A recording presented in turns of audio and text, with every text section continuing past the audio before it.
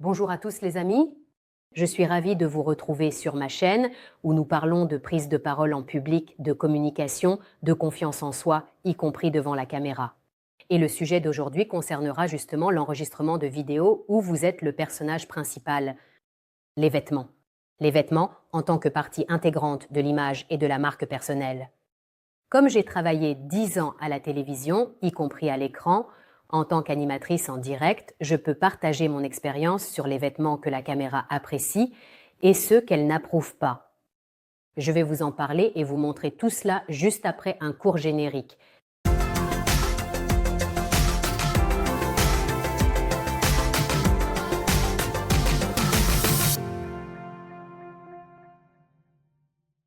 Commençons par la liste des vêtements que la caméra n'aime pas. Petite précision avant de commencer. Bien sûr, cela dépend du type de caméra, professionnelle, semi-professionnelle, caméra de téléphone ou appareil photo. Si vous utilisez des éclairages, si une lampe est allumée, si vous filmez près d'une fenêtre, s'il fait ensoleillé ou nuageux, tout cela influence également l'apparence des vêtements à l'écran. Mais en premier dans la liste des couleurs et des vêtements que la caméra n'aime pas, il y a les vêtements blancs. Pourquoi ? Parce que la lumière dirigée se réfléchit sur les vêtements blancs et il y a alors trop de lumière. Cela provoque une surexposition. On dit que les vêtements semblent brûler à l'image. C'est désagréable. Pour nos yeux, c'est irritant, alors que pour l'image, l'idéal est que ce soit toujours agréable à regarder. C'est pourquoi il faut éliminer tout élément irritant. Ainsi, si un vêtement est blanc, d'un blanc éclatant, il vaut mieux l'exclure de la garde-robe que vous souhaitez utiliser pour filmer vos vidéos ou vos clips. Le point suivant concerne les vêtements noirs. Pourquoi ? La lumière dirigée sur ce type de vêtements est absorbée, ce qui crée une grande tache noire. C'est particulièrement vrai s'il s'agit d'une veste ou d'un gros pull volumineux. On peut imaginer une salle avec une télévision, un grand écran de télévision, et celui-ci est éteint. Cela crée une grande tache noire. Ce n'est pas très agréable à regarder non plus. On peut également inclure ici les vêtements très contrastés, une chemise d'un blanc éclatant et une veste noire, et ce pour les mêmes raisons que j'ai déjà évoquées. Ensuite, dans la liste, il y a les vêtements à petits motifs. Cela peut être un carreau, une rayure, des pois ou tout autre motif, à condition qu'il soit très très petit et surtout si les couleurs sont contrastées, noir, blanc, par exemple. On pourrait penser qu'il n'y a rien de grave. Parfois, cela ne se voit absolument pas lors de l'enregistrement, mais ensuite, en regardant la vidéo, on peut remarquer un léger effet de moiré sur ce genre de vêtements. C'est désagréable.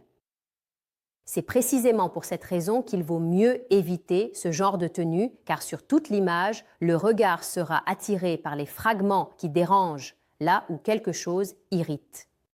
En conséquence, l'attention sera dispersée et, encore une fois, il n'y aura pas cette concentration sur votre discours, sur vos paroles. Une partie de l'attention sera dirigée vers cet élément perturbateur dans vos vêtements.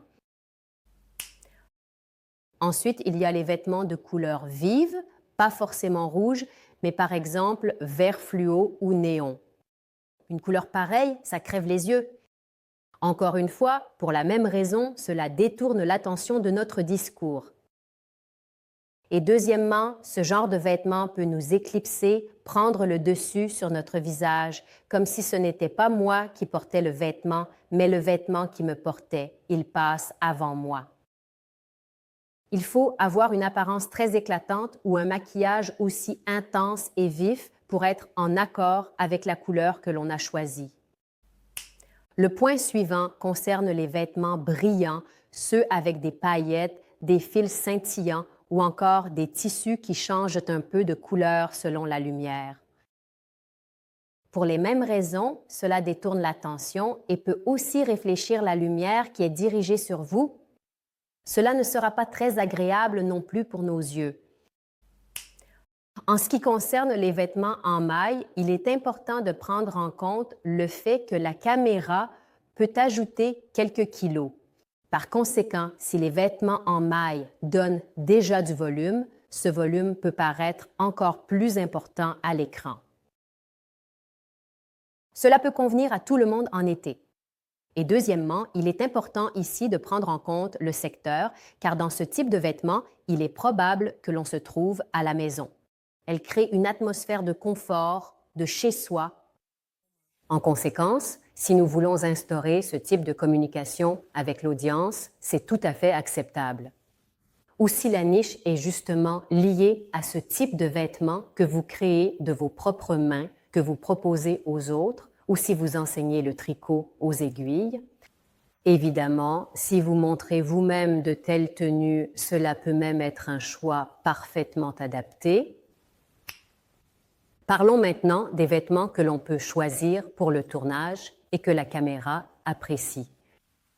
Bien sûr, je vais commencer par ce qu'il y a de plus clair. Beaucoup souhaitent avoir une apparence professionnelle à l'écran. Par conséquent, on veut souvent porter un chemisier blanc ou une chemise blanche. Mais comme je l'ai déjà mentionné, si c'est un blanc éclatant, cela ne rend pas très bien à l'écran. Mais pour donner l'impression que la chemise ou le chemisier est blanc, il faut choisir un tissu qui ressemble à la couleur ivoire ou à une teinte légèrement laiteuse. Et alors, à l'écran, surtout s'il y a un projecteur ou une source de lumière dirigée vers le vêtement, la lumière va se refléter et ce pull, ce chemisier ou cette chemise paraîtront blancs. Si vous préférez porter des vêtements noirs, si cela vous plaît, si cela fait partie de votre image ou de votre marque personnelle, il est possible de faire en sorte que les vêtements paraissent noirs à l'écran, sans pour autant que vous ne deveniez une simple tache noire uniforme. Comme je vous l'ai déjà expliqué, il y a des raisons pour lesquelles il n'est pas conseillé de choisir des vêtements noirs. Il vaut mieux opter pour des couleurs bleu marine, vert foncé ou gris foncé. Ainsi, lorsque vous vous enregistrerez, la lumière dirigée sur vos vêtements sera absorbée et à l'image, vous aurez l'air de porter des vêtements noirs. Par exemple, en ce moment, je porte un t-shirt bleu marine, justement. J'ai déjà mentionné qu'il vaut mieux éviter les vêtements à petits motifs, à carreaux, à pois ou à rayures. Mais un motif est acceptable si cela fait partie de votre style. Et si ces motifs sont suffisamment grands, pas trop petits, et que les couleurs ne sont pas extrêmement contrastées, ni noir ni blanc éclatant, mais par exemple comme ici du crème et du bleu marine. Alors, quelle couleur la caméra préfère-t-elle en général? Des couleurs unies et de préférence dans des tons pastels, rose, pêche, vert, bleu clair, lavande ou gris. Autrefois, à la télévision, on disait que le gris était la couleur idéale pour le tournage. Bien sûr, nous n'avons pas envie de le porter tout le temps et de passer inaperçu. L'idéal est de choisir sa propre palette de couleurs, celle qui vous met en valeur. Vous vous sentez plus sûr de vous avec ces couleurs et peut-être telle ou telle couleur reflète votre marque, figure dans votre logo par exemple. Et je voudrais ajouter une petite remarque. Parfois, les vêtements de marque, de luxe, ne rendent pas très bien à l'écran. Au contraire, ils peuvent même paraître, disons, bon marché. Alors que des vêtements issus de la grande distribution, à l'inverse, peuvent vous donner une allure très élégante et une présentation soignée. C'est une observation que j'ai faite et que je suis heureuse de partager avec vous d'après ma propre expérience. Et pour conclure, encore quelques recommandations. Idéalement, pour le tournage, choisissez 2, 3, voire 5 tenues appropriées. Comment faire? Commencez par choisir la couleur. Pour cela, vous pouvez approcher le tissu de votre visage et observer comment il change, la couleur de la peau, l'éclat du regard, si les yeux s'illuminent. Ou au contraire, si le visage paraît plus terne, plus pâle, plus jaunâtre. Peut-être que certaines imperfections de la peau ou des cernes sous les yeux sont devenues plus visibles. Deuxièmement, il y a la question de la pertinence. Si un analyste financier aborde des sujets professionnels avec un décolleté plongeant, toute l'attention sera détournée des règles de la gestion financière. Il ne faut pas l'oublier non plus. sauf si c'est justement votre objectif et que vous souhaitez attirer l'attention de votre public de cette manière. Mais il reste à savoir dans quelle mesure ce sera le public cible. Troisièmement, il est très important de choisir des vêtements dans lesquels vous vous sentez plus beau, plus confiant. Ce sera mieux pour vous, car dans cet état d'esprit, vous vous sentirez plus libre et plus détendu devant la caméra. Je vous dis au revoir pour aujourd'hui. Je vous souhaite à tous le meilleur, portez-vous bien, à bientôt.